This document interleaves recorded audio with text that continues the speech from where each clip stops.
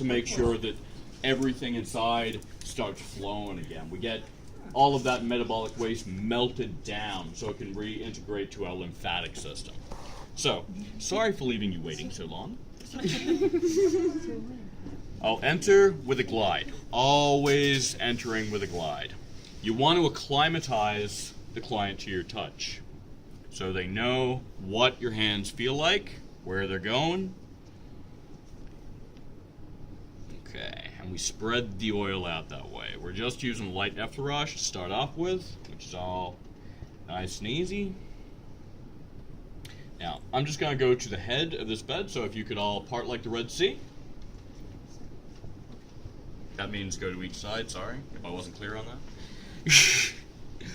Before starting with a nice, deep raking effleurage. So I'm using both effleurage and raking. So my fingers are slightly pointed like claws, but I'm still with a lot of that palmal surface. How does that feel, you Sam? 2 thumbs up. I'm pretty happy with that. Going into raking. Now, what I'm doing here, as well as delivering something that's very comfortable, is I'm raising vascularity. So you can see the redness coming up there. So that increased blood flow will help get rid of some of that metabolic waste, right? It will also open up the striations of each individual muscle fiber and start pushing them out towards the lymphatic system. Because you remember that the lymphatic system has most of its locomotion by muscles tensing and spasming. It works as a pump, right? So this is allowing the muscles to spasm, pump. Remember that spasm is called fasciculation, right? Yeah, so it's not, a spasm is not a twitch as much as it is fasciculation. The fascicles are starting to take over. Now I'm mixing it up here. I'm using a little bit of friction. Going nice and slow to start off with. Following with a little bit of petrissage just around the erector spinae. You remember from yesterday, very good. Now I'm not going too hard. It's still the early stages of the massage. Before I go hard, I want to make sure this back is as red as I possibly can get it. So I'll start using deeper compression, like so. Just going along longitudinally with the ES at the moment, the erector spinae, terminating via the base of the QLs, and making sure when I do my raking that I'm going in between the costal spaces of the ribs. This will really help just flesh that area out. By the way, whoever behind me is talking, shut up. That would be a really good idea. Good. So now we can go a little bit faster.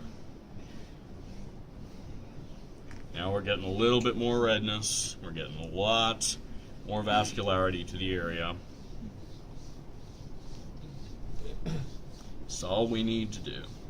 This is quite light. This is releasing the fascia around the muscles. Faster petrissage also will help facilitate this. And also a little bit of extra depth. So from there on, we finally have the vascularity we need to be able to work on the muscle without so much pain. So what I'll do with that is I'll start doing a little bit of vibration, a little bit of jostling, going either side of the muscles, remembering not to shake the spine, but the muscles surrounding the spine. Longissimus primarily, which is these ones right going down there. A little bit more of a shake. Yep. What part of her body do you feel tense? Right now, her erector spinae. So that entire grouping that goes right from her sacrum to the back of her neck. I'm feeling that quite tense.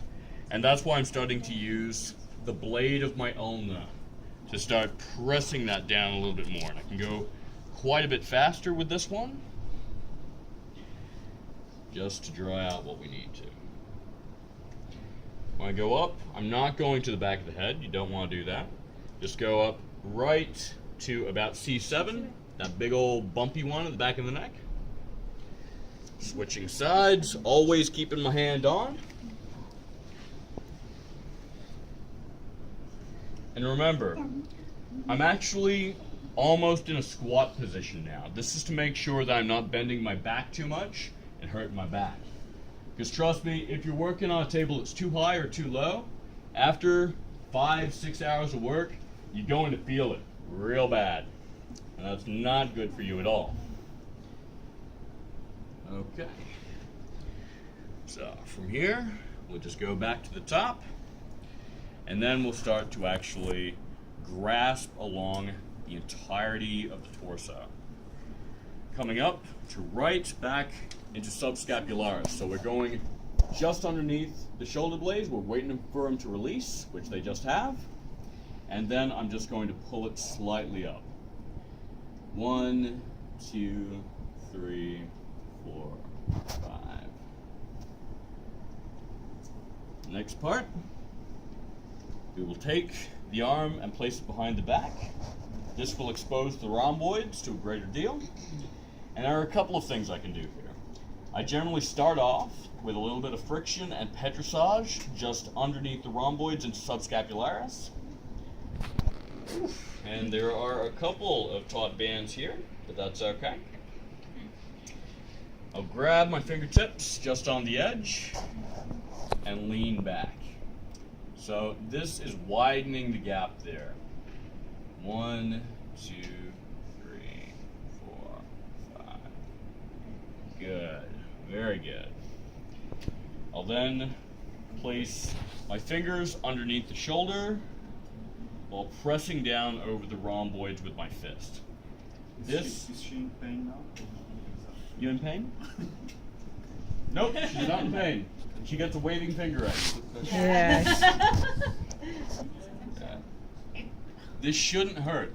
It should just give that stretch that her body needs, because she doesn't have any particular chronic injuries. She just has a little bit of tension. Which is good, because it's starting to all come out as we go right through here. Now I can also use my olecranon, my elbow, to widen that gap a little bit further by propping up the shoulder with my fingers and slightly bending out the scapula. So that will stretch through the supra and infraspinatus, which are the ones right through here. We'll just give that a little bit of a twist. Then from there, I can just bend back the shoulder like so and give that another good stretch. 1, 2, 3, 4, 5. You're doing really well, thank you. Now, I'm just gonna press my thumb into the supra while rotating the scapula. It starts to slowly release as I go through right towards the acromion process. You okay? Cool, cool. And then down we go. From there, I can now rotate the shoulder, and it moves a lot. It's very, very mobile now. Because we have gotten a lot of the metabolic waste out of the rhomboids, so now that they can actually have a full flexion and a full extension without having a physical block.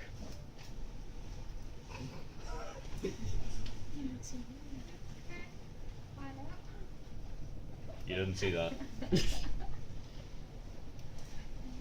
Alright. And the last thing that I'm going to do for this shoulder is get my elbow and start doing some compression. Make sure you go very slowly. You do not want to jab an elbow into here because they will freak out. They'll start to spasm really hard. Just light, going slowly into heavy. To the top of trapezius? Class, is that where you're putting? Yeah, yeah. Into G16. GB16, sorry. And release. There we go. You did great. So, yeah. Now, when we rotate the shoulder, you see it again. Even more mobility. Because that is one of the connection points between levator scapulae, coming down from here, infraspinatus, and also the top of the trapezius. Releasing all of those restores correct motion, range of motion, to the entire glenohumeral joint. Okay? So to their entire shoulder. Now I'll just stretch it back out again. 1, 2, 3. Roll over. And then we'll just do some effleurage to dismount. So just to finish her off. Now, somebody's going to have to work on her other side because this is a demonstration only. So you might be a little bit lopsided. That's okay. That's okay. I'll fix it up at the end. And coming through with a little bit of petrissage and a little bit of friction. Beautiful. From there, I'll just finish up with the same side of the neck, going through the scalenes and also right through the levator scapulae. So I'm just pressing 2 thumbs into the base and rolling over. 2 thumbs into the midway, so we're talking about C2 to C3. And right at the top via the atlas and axis bone. 2 and 3. Very good. Give her a slight rub down. And then slide off as we slid in. And that's how we can end a massage without it being jarring.